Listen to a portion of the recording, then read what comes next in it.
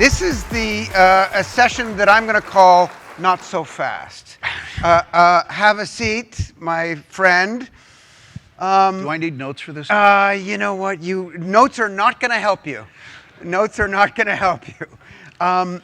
Look, we've done a lot of stuff together. We share the same Borscht Belt humor.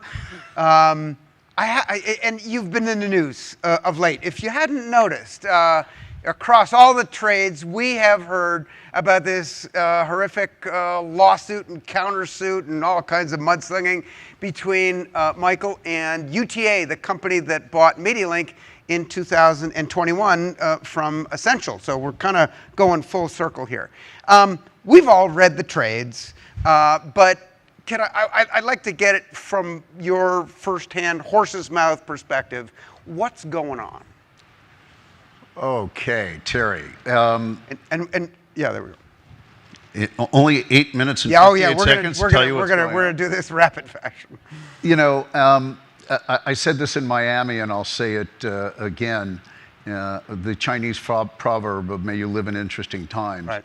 I wish these times were a little less interesting, but you know, all kidding aside, other than that, Mrs. Lincoln, how was the play? You know, the circumstance is unfortunate. Right. I will give credit to my good friend Bob Pittman for giving me a great descriptor of what's going on. He said, "Michael, this is just divorce Hollywood style." So I mean, you know, you got to take it where you can. I guess the thing I'm disappointed in is that I was agented by somebody that's not that good of an agent. So, ooh, okay, but disputes like this happen in business, right? People buy companies, and for whatever reason, they have second thoughts, or they have disputes in business. But rarely does it make its way public. Why was this disclosed? Why is this even? Why are we talking about this? I have no idea. I'd rather talk about sex, drugs, and rock and roll with you, Terry. Well, you know, I'm pretty sure that was in the statement of claim, those three elements. But there was probably some rock and roll. I don't remember sex or drugs. I don't know. Or maybe there was too much drugs and not. Where did that expense go? Anyways, look, I've known you. It didn't go on socks. There we go. I'm noticing that. I've known you long enough that, you know, if I'd have talked to Jeremy, I'd have advised him against this tact. It just seems odd and like a no-win solution. Did you know Jeremy well before? What was your relationship? I've known him for a long time. Yeah. I guess I didn't know him well. Oh, right. As it turns out. So is this reconcilable? I mean, your famous tagline is "all good." You end all my text messages with "all good." So that's your tagline. What's the all good definition of this conundrum? What's next? That's what's all good. Okay, so you're going to put that behind you, some way, shape, or form, resolve it. One can hope.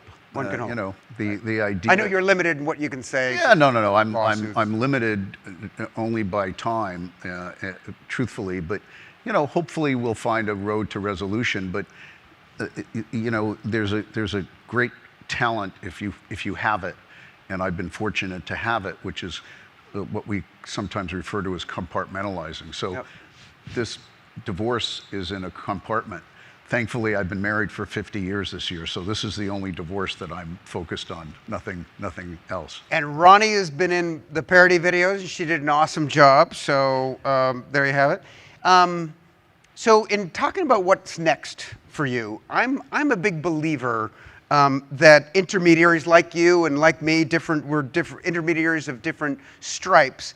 But at the end of the day, the role of an intermediary is to either simplify narratives or be a facilitator. I find myself as I'm a facilitator of deals. You're a facilitator of a lot of different types of business between and among clients.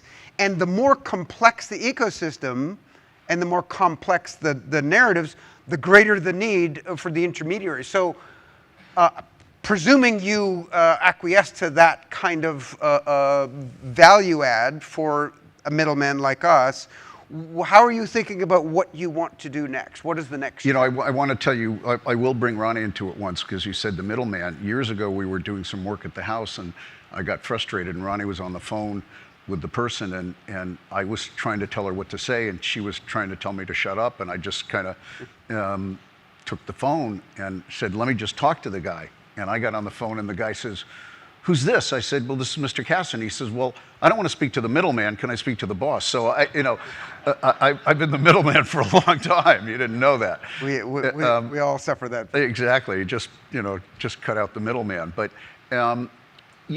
it's interesting. I focused on kind of what's next, and I identified the 3 C's as the things that are important to me in the current moment. Okay. And those 3 C's are consult, convene, and co-invest. And what I would say is the facilitator or the middleman is really the art of convening. And I use the word convening. We're at convene here. Right. So convene seems to mean when you bring people together, but that doesn't always mean physically bring people together. It might mean bring people together on ideas, on strategy, on disparate views, buyers, sellers. If you can convene those conversations, I think that's a real art form. And I think that's the important part today, because you're right.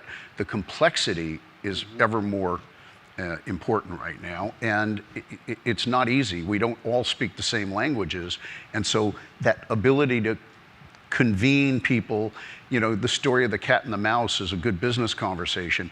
The mouse is in the wall, and the mouse is hungry, and he sticks his little snoot out and sniffs around and hears meow, meow, and runs back in, and 20 minutes later, same thing. Meow, meow, runs back in. Meanwhile, this goes on for hours. This poor mouse is starving. Every time he sticks his little snoot out to get some food, he hears the cat. Finally, after 5-6 hours, he puts his snoot out and he hears woof, woof, and he figures it's great. He comes out figuring the coast is clear. And sure enough, there's the cat, and the cat picks him up, and he says, he's about to eat the mouse, and the mouse looks up at the cat with a puzzled look, and he says, I don't understand. He said, for these last 5 or 6 hours, I heard meow, meow, then I heard woof, woof. I thought the coast was clear. And the cat looks down at the mouse and says, buddy, in this town, if you don't speak 2 languages, you're going to starve. So, from that perspective, the ability to speak both languages, Yep. whether it's buyer, seller, whether it's what Duncan was talking about earlier, retailer or marketer, you have to be able to, and again, you have to be able to speak both languages, or at least facilitate or convene that conversation. I was trying to figure out who you were in that analogy, but I knew it wasn't the mouse. How do you get You dog, you, Terry. convene, consult, and co-invest? How do you get 3 C's from Michael Kassan where one of them isn't conflict? I mean, you love the word. It's okay. I can say that. That was good. That was good, Terry. Well, on one of your parodies, Terry, somebody reminded me of it last night, and I think it was the UJA when you were being circumcised. honored. Another Yes. C. And you had me play the part of the mohel. Those of you who don't know what the mohel is, I'll translate for you. But you had me play the part, and I think you accused me of taking a cut of everything in the industry. Well, there's a great story there. So it's 2021. It was during the pandemic. Michael calls and says, "Hey, you're going to be named the whatever blah blah blah marketing leadership award for the UJA." And I said, "Would you run out of Jews to honor?" I used that line. At any rate, so I'm like, here I have to do a video because it was during the pandemic. And so I said to Michael, I said, I'm going to do some comedy. And he said, yeah, figured as much. And I said, actually, I have this great idea. I'm going to convert to Judaism in the video. And he's like, stop it. I'm going to stop you right there. It's the UJA. There's certain things you can't, even though it's comedy. I'm like, no, but we're going to do matzo ball soup, and we're going to do kippahs, and we're going to do all these things. And he goes, Terry, and I said, I got the UJA's rabbi to cooperate. And he goes, even still. And I said, you have the best line. He goes, what's my line? And I said, you're the moil. And I look down at you, and you're like, you get a cut of it. In this industry, I get a cut of everything. And he said, I'll do it. So, and you've always been a great sport. So whatever comes next, we're, I think, eagerly anticipating what that might be. You're not a spring chicken. None of us are, but neither of us are. But what's final question? What's driving you to do more at let's just call it, you know, at this point age. in yeah. the game. You know, I told someone the other day that I was motivated by the Lees, and they looked at me with like that mouse looked at me sort of puzzled. Who are the Lees? I said, the Lees. You know the Lees. And this person said they didn't know the Lees, so I walked them through who the Lees are. I'm about to tell you and our audience. So I'm motivated by the Lees, intellectually, spiritually, emotionally, competitively, financially. Financially, yeah. Yeah, now thankfully that doesn't have to be number one, Right. but it's on the list. But intellectually, spiritually, emotionally, competitively, I'm full of piss and vinegar and ready to go. Personally, I love it because I plan to be, and I hope to be, knock wood, in the same situation, you know, when I get to your age. I did this at 8:30 in the morning. I'm going to end it on fuck off, Terry. Beautiful. I love it. Thank you very much, Michael. And you know, this guy, it truly is a mensch. A couple years ago, actually it was during the pandemic, he's having a big birthday. And I get this notice from his chief of staff saying, hey, we're putting together tribute videos, you know, go on and tell how much you love Michael and how amazing he is and all that kind of stuff. And I'm like, yeah, like I'm going to do that. Schmaltzy videos is not my thing. But I decided I was going to do a video, and I thought, what would capture the essence? And so I decided to make an ad. And ladies and gentlemen, remember, if you did, Kassantrix. Are you looking to make a splash at Cannes by spending ungodly sums of money on a co-branded party sponsorship?